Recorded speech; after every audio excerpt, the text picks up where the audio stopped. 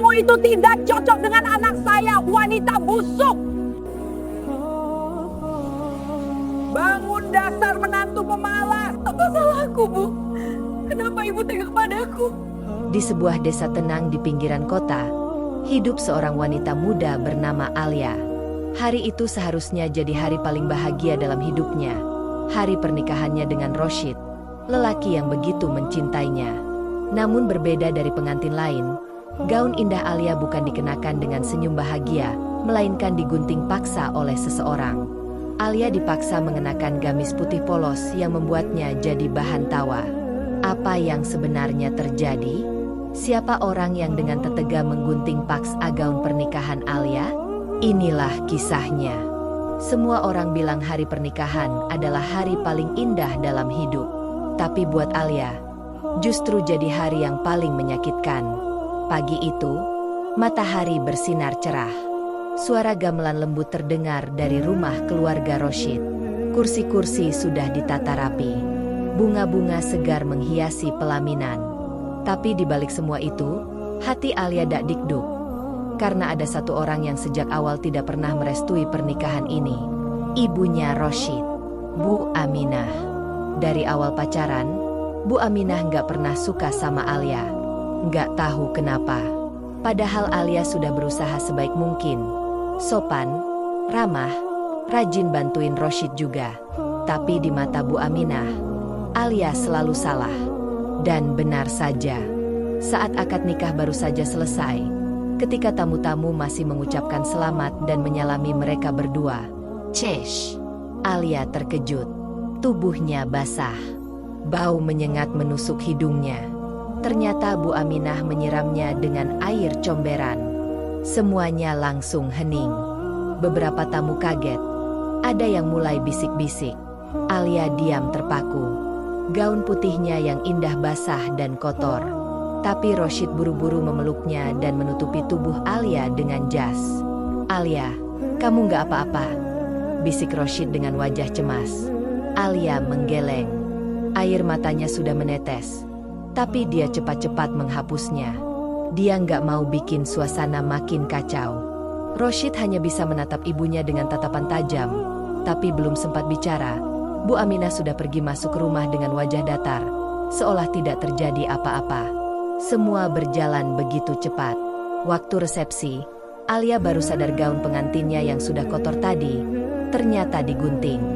Ya, digunting. Pakailah ini aja, nggak usah berlebihan. Kamu bukan ratu, kata Bu Aminah sambil melempar gamis putih polos ke arah Alia. Gamis itu bahkan bukan baju pengantin. Tipis. Kosong. Tapi Alia nggak punya pilihan. Dia harus keluar dan duduk di pelaminan.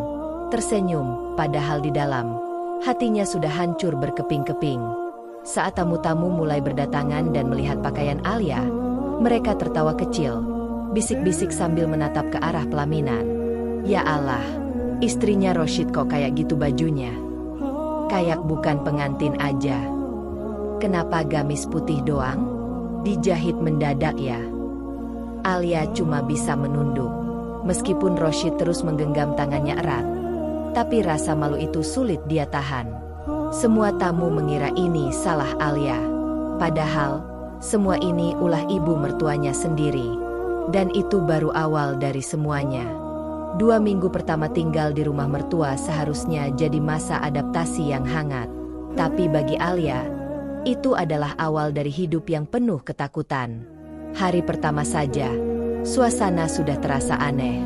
Roshid berangkat kerja pagi-pagi sekali seperti biasa, sementara Alia tinggal berdua dengan Bu Aminah di rumah. Alia berusaha sopan. Bu, mau saya buatin sarapan apa? Tanyanya pelan. Tidak usah sok baik, jawab Bu Aminah ketus tanpa menatap wajah Alia. Alia hanya bisa menunduk dan kembali ke kamar, mencoba membereskan barang-barang. Tapi belum 1 jam berlalu, pintu kamarnya dibuka keras-keras. Kres. Alia tersentak kaget. Tubuhnya basah kuyup oleh air dingin dari ember yang disiram langsung ke kepalanya. Bangun, Alia. Jangan malas kau di rumah orang, teriak Bu Aminah. Alia buru-buru berdiri dengan tubuh menggigil. Bu, Maaf saya cuma. Diam. Kamu pergi ke pasar sekarang. Jalan kaki. Belikan semua ini.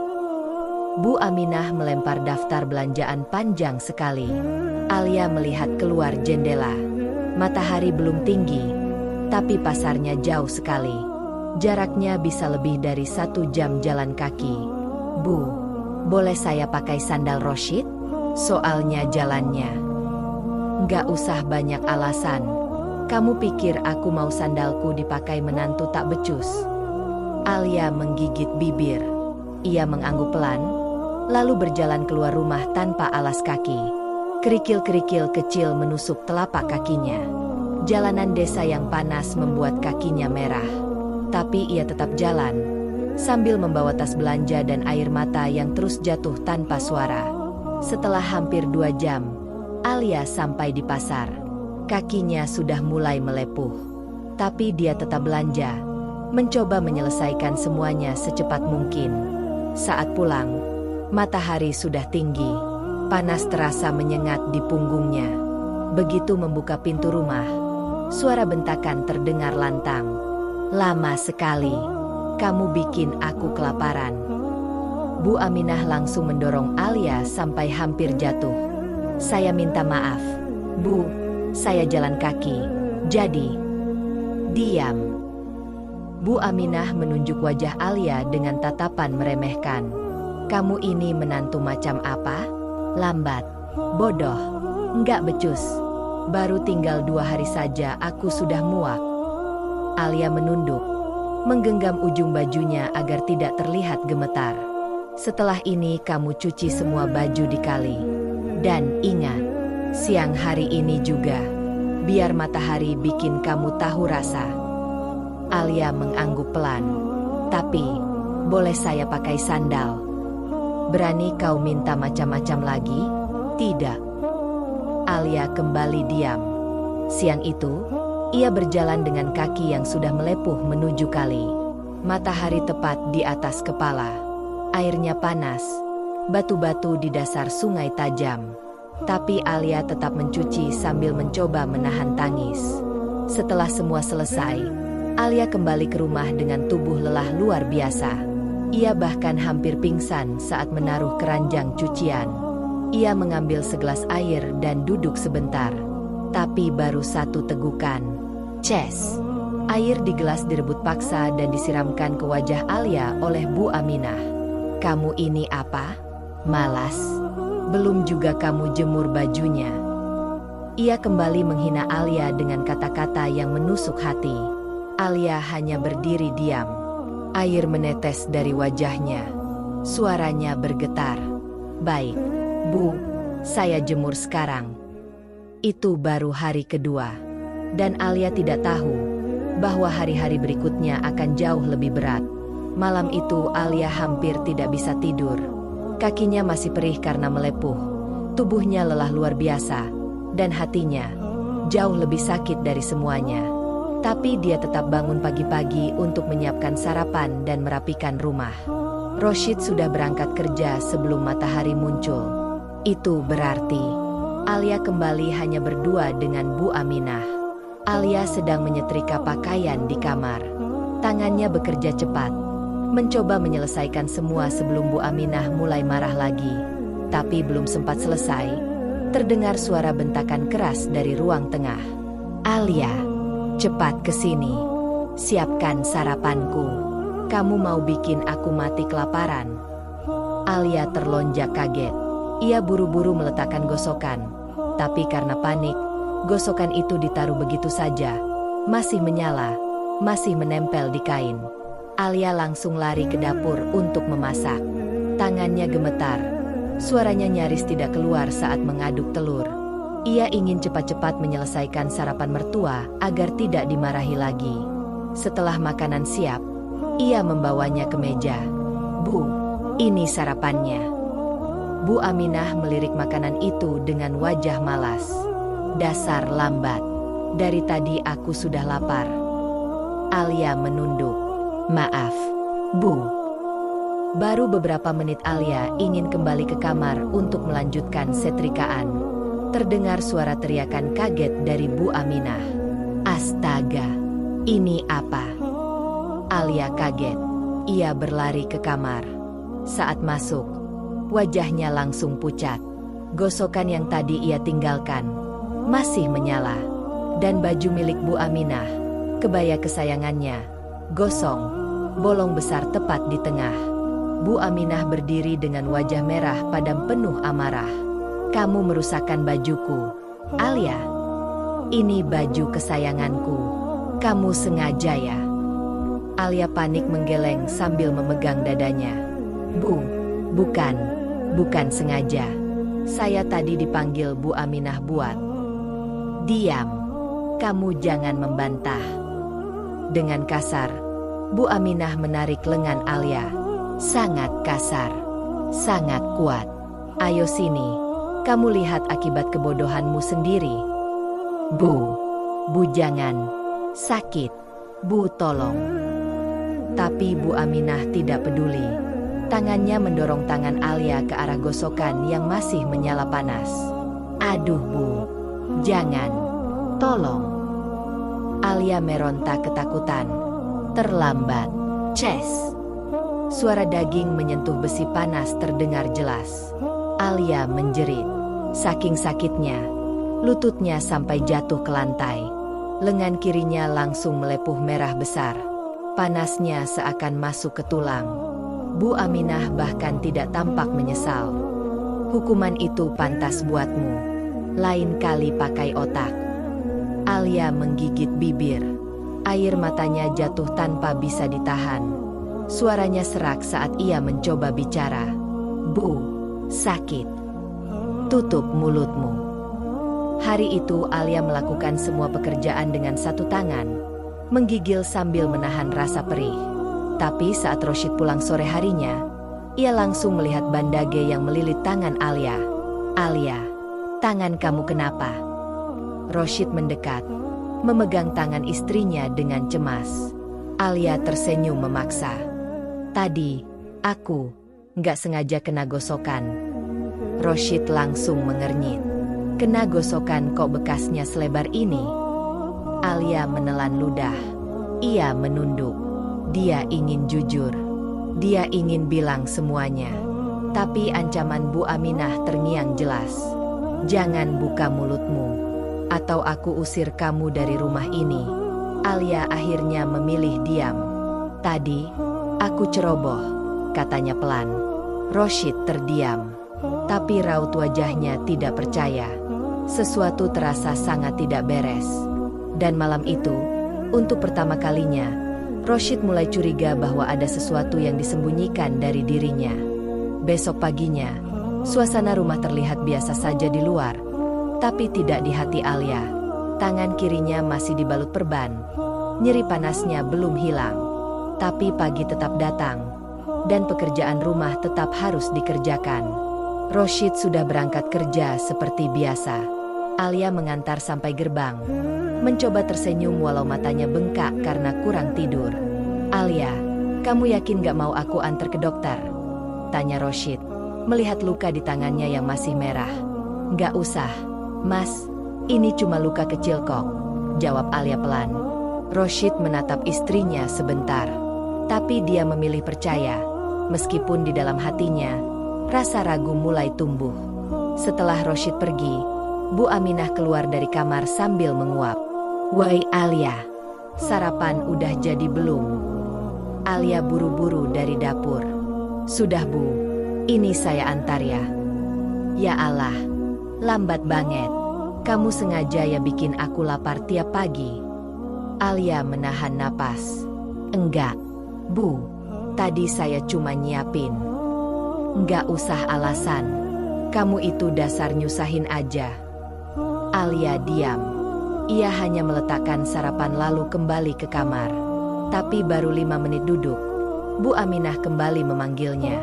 Alia, mana bajuku yang udah disetrika? Itu masih di lemari, Bu, jawab Alia sambil berdiri. Begitu Bu Aminah membuka lemari, wajahnya langsung berubah. Astagfirullah, ini baju kok masih kusut begini? Kamu gosok baju ini atau cuma pelintir? Alia mendekat. Maaf Bu, mungkin karena saya buru-buru kemarin. Alasannya itu lagi, teriak Bu Aminah sambil membanting lemari. Tanpa aba-aba, tangannya menjambak rambut Alia. Bu sakit. Tolong. Diam kamu. Alia ditarik paksa menuju kamar mandi. Kepalanya masih ditarik keras-keras, dan tubuhnya limbung menahan sakit. Sesampainya di kamar mandi, Bu Aminah menekan kepala Alia ke arah lubang toilet. Aku muak lihat muka kamu. Biar kamu tahu tempat kamu di mana. Bu, jangan. Tolong, saya mohon. Alia mencoba menahan tangan mertuanya, tapi Bu Aminah makin kuat menekannya ke bawah. Hingga, brak, pintu kamar mandi terbuka keras. Roshid berdiri di sana. Nafasnya terengah. Ia baru kembali karena lupa dompet, tapi malah melihat pemandangan paling gila dalam hidupnya. Ibu, teriak Roshid keras. Bu Aminah langsung melepaskan Alia. Alia jatuh terduduk di lantai, menangis tanpa suara. Rambutnya acak-acakan. Wajahnya merah karena ditekan keras. Apa-apaan ini, Bu? Roshid menahan ibunya. Ibu kenapa bisa sekejam ini sama Alia? Bu Aminah menepis tangan anaknya. Jangan ikut campur. Roshid, ini urusan rumah tanggaku. Bukan, ini istri saya. Rumah tangga saya juga, Bu. Roshid membungkuk, memeluk Alia yang masih terisak. Tangannya gemetar saat menyentuh kepala istrinya. Ya Allah, Alia, kamu selama ini disiksa, ya? Alia hanya menggeleng, tapi air matanya tak henti mengalir. Aku nggak mau lihat kamu kayak gini lagi, ucap Roshid tegas. Ia berdiri, menatap ibunya dengan mata yang tak pernah setajam ini sebelumnya. Mulai hari ini, saya dan Alia akan pindah dari rumah ini. Kepindahan Roshid dan Alia dari rumah Bu Aminah ternyata bukan akhir dari masalah, tapi malah membuka babak baru. Di kampung, kabar cepat menyebar. Banyak tetangga mulai bisik-bisik. Ada yang heran kenapa Roshid mendadak pergi dari rumah ibunya. Ada yang mulai memancing cerita. Tapi Bu Aminah justru memutarbalikkan semuanya. Anak saya itu nggak pernah durhaka, sampai dia nikah sama si Alia, katanya kepada tetangga. Sejak dinikahi perempuan itu, Roshid berubah. Nggak nurut lagi sama orang tua. Saya diusir, saya dilawan. Padahal saya ini yang besarin dia dari kecil. Lanjut Bu Aminah dengan mata berkaca-kaca, seolah-olah ia korban. Cerita itu menyebar cepat. Nama Alia mulai jadi buah bibir. Ada yang percaya, ada juga yang ragu. Tapi Bu Aminah makin menjadi-jadi. Ia datang ke majelis pengajian, warung, bahkan ke acara arisan sambil membawa air mata palsu. Dia itu perempuan licik. Mengambil anak saya, menjauhkan dari ibunya sendiri. Saya ini cuma mau anak saya patuh. Apa itu salah? Sementara itu, Alia di rumah kontrakan kecil bersama Roshid mencoba membangun kehidupan baru. Lebih tenang, lebih damai. Tapi luka batin yang Alia bawa belum benar-benar sembuh. Kadang malam-malam, ia masih terbangun karena mimpi buruk. Kadang, saat masak atau mencuci, ia teringat saat dijambak, disiram, bahkan disiksa. Tapi Alia mencoba kuat. Suatu hari, Alia memberanikan diri mengajak Roshid untuk silaturahmi ke rumah ibunya. Ia tahu, meski Bu Aminah sudah begitu jahat, tapi tetap, dia ibu dari suaminya. Mas, gimana kalau kita coba ke rumah ibu lagi? Roshid diam sebentar. Kamu yakin? Alia mengangguk pelan. Aku nggak mau Mas jadi anak durhaka. Biar Allah yang tahu siapa yang benar. Akhirnya, mereka pun datang. Alia mengenakan gamis biru muda. Wajahnya terlihat tegang tapi tenang. Roshid menggenggam tangannya erat. Saat mereka tiba di depan rumah, pagar terbuka. Tapi tiba-tiba, ces! Dari balik pintu, Bu Aminah keluar dengan ember besar. Tangannya siap menyiram. Pergi kalian dari rumah ini, dasar perempuan tukang sihir.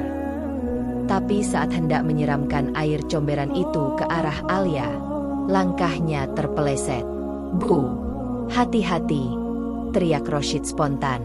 Terlambat, Bu Aminah jatuh ke tanah. Ember terlepas dari tangannya. Air comberan kotor itu justru mengenai dirinya sendiri. Bajunya basah, wajahnya terciprat. Tapi yang lebih mengejutkan, beberapa menit kemudian, tubuh Bu Aminah mulai gatal-gatal. Ia menggaruk-garuk leher dan tangannya. Aduh, kenapa ini? Gatal, sakit, perih. Roshid langsung mencoba membantu. Bu, kita ke klinik sekarang. Tapi Bu Aminah menepis tangan anaknya. Pergi kamu. Semua ini gara-gara istrimu. Kamu bawa sial ke hidupku. Wajah Alia pucat, tapi ia tetap berdiri diam. Hatinya mulai berkecamuk, tapi ia tidak berkata apapun. Roshid menarik Alia pergi. Sudah, kita pulang. Biarkan dia sendiri dulu. Namun siapa sangka, sejak kejadian itu, kondisi Bu Aminah makin memburuk. Gatal-gatalnya tidak hilang. Bentol-bentol merah muncul di seluruh tubuh. Wajahnya mulai membengkak. Bahkan matanya hampir tidak bisa terbuka. Hari demi hari ia hanya bisa berbaring dan menggaruk. Tapi makin digaruk, makin perih. Dan akhirnya, Bu Aminah pun dilarikan ke rumah sakit. Malam itu, suasana rumah sakit terasa sunyi. Hanya suara mesin infus dan langkah kaki perawat yang sesekali terdengar. Bu Aminah terbaring di ranjang kamar rawat. Tubuhnya penuh ruam merah. Wajahnya bengkak sampai sulit dikenali. Udara kamar dipenuhi aroma salep obat. Roshid duduk di samping ranjang ibunya. Wajahnya cemas bercampur bingung. Dok, ini kenapa sebenarnya sama ibu saya? Kok tiba-tiba parah begini? Dokter menghela napas. Kami sudah tes alergi, tapi hasilnya negatif. Ini lebih mirip iritasi berat bercampur reaksi kulit yang jujur saja aneh. Seolah kulit pasien terkena sesuatu yang sangat kotor atau terkontaminasi. Roshid menelan ludah. Air comberan, pikirnya. Tapi ia tidak mengatakan apapun. Bu Aminah hanya bisa meringis kesakitan. Aduh, gatal, tolong, jangan digaruk katanya. Tapi aku nggak kuat. Setiap ia menggerakkan tangan untuk menggaruk wajah, perawat buru-buru menahan. Ibu, jangan digaruk. Kalau digaruk makin parah. Bu, aduh nak, aku mau mati aja rasanya. Nadanya lemah, tidak sekeras biasanya, tidak sesombong dulu. Namun, meski sakitnya parah, mulut Bu Aminah tetap saja tidak berhenti menyalahkan Alia. Ini pasti ulah Alia. Perempuan itu pembawa sial. Suaranya serak, kadang hilang. Bu, jangan gitu. Alia nggak salah apa-apa. Tegas Roshid. Salah. Semua salah dia. Anak durhaka. Kamu ikut-ikut istrimu, tinggalkan ibumu. Makanya aku kena begini. Bu Aminah memalingkan wajah. Roshid hampir ingin berteriak, tapi ia menahan diri. Bu, Alia mau kok jenguk ibu. Tadi dia yang ngajak malah. Ngapain dia datang? Biar aku mati. Suara Bu Aminah bergetar penuh emosi. Roshid menarik napas panjang. Bu, udahlah. Ibu istirahat dulu. Dokter bilang ibu harus tenang. Ia keluar dari kamar, menutup pintu pelan. Di luar, Alia duduk menunggu dengan wajah khawatir. Gimana, Mas? Kondisi ibu? Alia berdiri, memegang perban tangannya sendiri yang belum benar-benar sembuh. Parah, Alia, ibu nggak berhenti nyalahin kamu. Roshid mendekat dan mengusap lembut kepala istrinya. Tapi kamu nggak usah takut. Aku tahu kebenarannya. Alia mengangguk pelan. Hati aku sedih, Mas. Meskipun ibu udah jahat banget sama aku, tapi lihat beliau kesakitan gitu, rasanya nggak tega. Roshid tersenyum tipis. Itu karena kamu punya hati baik. Hari-hari berikutnya, kondisi Bu Aminah tidak membaik. Justru semakin parah. Ruam merah meluas ke leher dan punggung. Bengkaknya bertambah besar hingga hampir menutup mata. Tangannya terus bergetar menahan rasa gatal yang tak tertahankan. Perawat sering mendengar Bu Aminah menangis tengah malam, merintih minta tolong. Aduh, ya Allah, ampuni saya. Sakit sekali. Tetangga-tetangga yang dulu mendengar fitnah Bu Aminah mulai berdatangan. Mereka kaget melihat kondisinya. Masya Allah, Bu Aminah, kok bisa parah begini? Bu ini kayak kena penyakit aneh. Semoga cepat sembuh ya, Bu. Tapi Bu Aminah hanya diam, menutupi wajahnya dengan selimut. Ia malu. Dan dalam hati kecilnya, ia mulai merasa ini bukan penyakit biasa. Seolah ada sesuatu yang membalas perlakuannya selama ini. Namun meski begitu, hatinya masih keras. Dan rasa benci pada Alia masih belum hilang. Sampai akhirnya terjadi sesuatu yang membuat hatinya mulai retak. Dan perlahan berubah. Sudah hampir seminggu Bu Aminah dirawat di rumah sakit. Kondisinya tak kunjung membaik. Obat-obat dokter hanya membuat rasa gatal sedikit reda. Tapi bentol-bentol dan bengkak di wajahnya masih tetap meradang. Roshid tetap setia menjaga. Datang setiap hari meskipun ibunya kadang masih bersikap dingin. Sementara Alia selalu mengantar Roshid sampai depan rumah sakit. Tapi belum pernah masuk. Aku belum siap, Mas, kata Alia pelan saat Roshid menawarinya masuk. Roshid mengerti. Ia tidak memaksa. Namun pagi itu berbeda. Roshid baru selesai menukar air infus di ruang perawat ketika suster datang tergopoh-gopoh. Pak Roshid, Bu Aminah minta dipertemukan sama istrinya. Katanya, penting banget. Roshid terkejut. Beneran? Ibu minta ketemu Alia? Suster mengangguk. Iya, Pak. Katanya, mau bicara dari hati ke hati. Roshid langsung turun ke bawah dan menemukan Alia masih duduk di taman kecil rumah sakit. Wajahnya tenang, tapi ada gugup di matanya. Alia, ibu minta ketemu kamu. Alia menatap Roshid dengan ragu. Yakin, Mas? Ibu sendiri yang bilang. Iya, aku nggak bohong. Tapi kalau kamu belum siap, nggak apa-apa. Alia diam sejenak. Lalu ia berdiri, menarik napas panjang. Aku ikut. Beberapa menit kemudian, Alia masuk ke ruang rawat. Langkahnya pelan. Tangan Roshid menggenggamnya erat. Bu Aminah terbaring dengan mata yang sedikit terbuka. Mukanya masih bengkak. Tapi nadanya lembut saat memanggil. Alia. Alia maju, duduk di tepi ranjang. Iya, Bu, saya di sini. Bu Aminah terdiam lama. Udara dalam kamar seakan berat. Lalu, suaranya pecah. Aku minta maaf. Alia terdiam. Aku jahat banget sama kamu. Dari hari pertama kamu masuk rumah ini, aku nyakitin kamu. Padahal kamu nggak salah apa-apa. Alia mulai berkaca-kaca. Bu, nggak apa-apa. Saya. Tunggu, aku belum selesai, potong Bu Aminah pelan. Kamu pasti bingung kenapa aku benci banget sama kamu. Roshid maju sedikit. Bu, kenapa memangnya? Bu Aminah menatap langit-langit kamar, seolah mencoba mengingat sesuatu dari masa lalu. Dulu, waktu aku masih muda, aku punya pacar, lelaki baik, ganteng, soleh, namanya Fajar. Alia mengerutkan dahi. Itu nama ayah saya. Iya, Bu Aminah mengangguk lemah. Fajar itu pacarku, tapi sahabatku sendiri merebut dia. Mereka menikah diam-diam. Dan itu adalah ibumu, Alia. Alia terkejut. Matanya membesar. Mulutnya tak bisa berkata apapun. Sejak saat itu, aku sakit hati.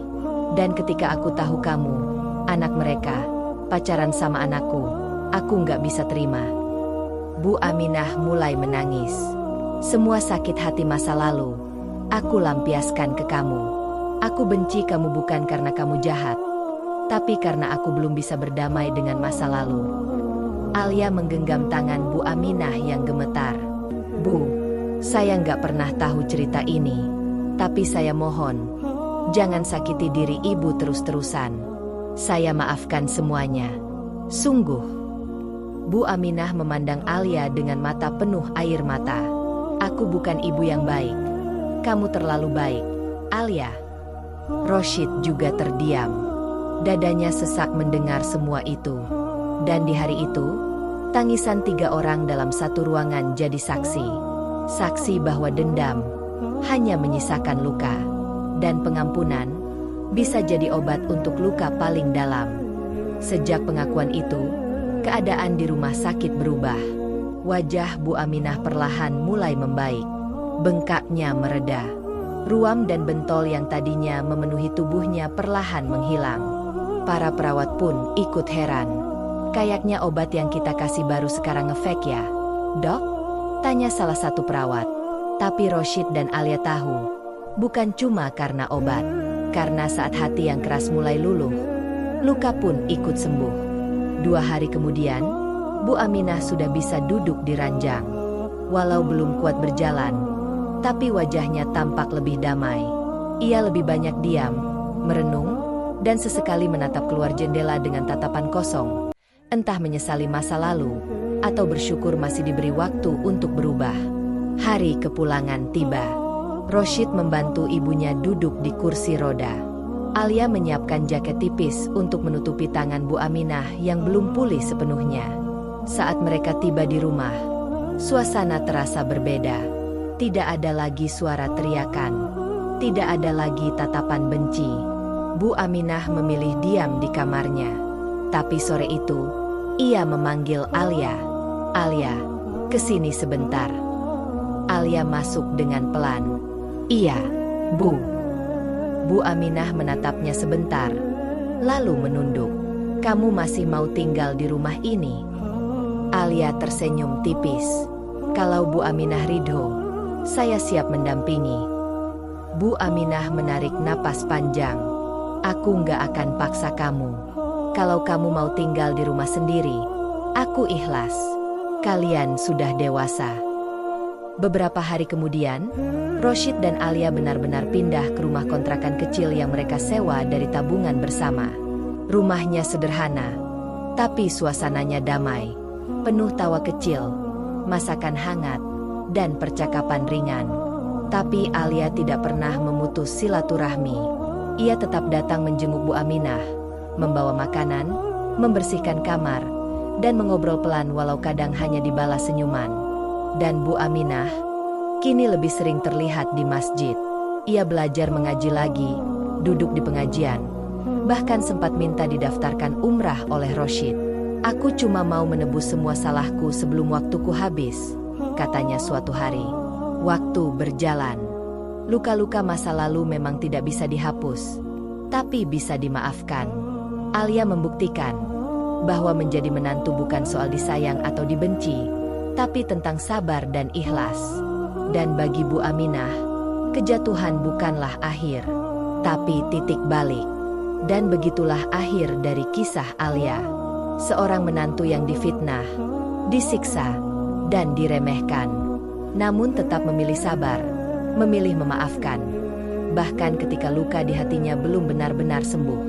Kadang, luka paling dalam datang bukan dari orang asing, tapi dari keluarga sendiri. Dan dalam luka itulah kesabaran diuji. Dendam bisa dibalas, tapi kebaikan bisa melembutkan batu sekalipun.